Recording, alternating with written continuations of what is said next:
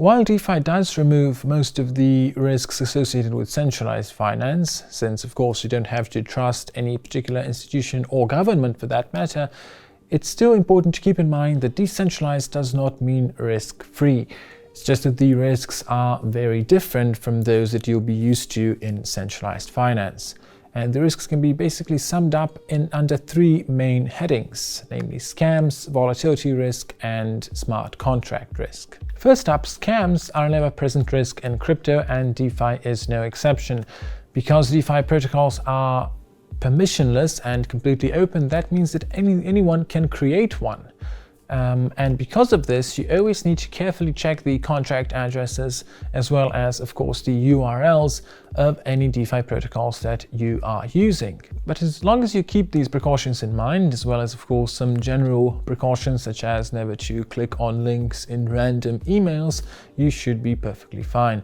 Now, as far as volatility risk is concerned, which is the second main type, it's not so easy to protect from it. Of course, crypto is extremely volatile, and that means that, for example, if you have a loan in one token with collateral in another token, well, in case the value of your collateral drops suddenly, as can happen in times of extreme market volatility, you can be liquidated, which means that you would lose your entire collateral.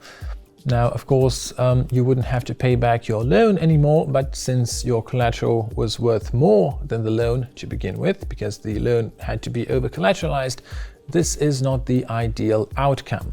The way to protect against this is simply to make sure that your collateral value is always comfortably above the liquidation threshold.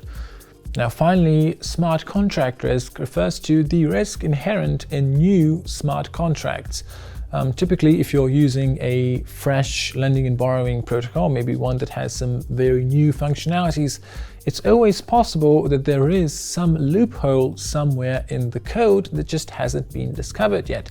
And if it is discovered by a hacker, presumably, that means that you could possibly lose your assets. Smart contract risk is especially important to keep in mind with new and extremely innovative protocols. If you're using the older and more established lending and borrowing platforms such as Aave and Compound, then you are fairly safe. This is why it's always important to make sure that you're using protocols that have been audited, which means that someone actually took the trouble to go through the code and make sure that it's safe. Apart from this, always keep in mind that crypto is extremely volatile and will likely be so for the foreseeable future. But if you've got this covered, you should be good to go.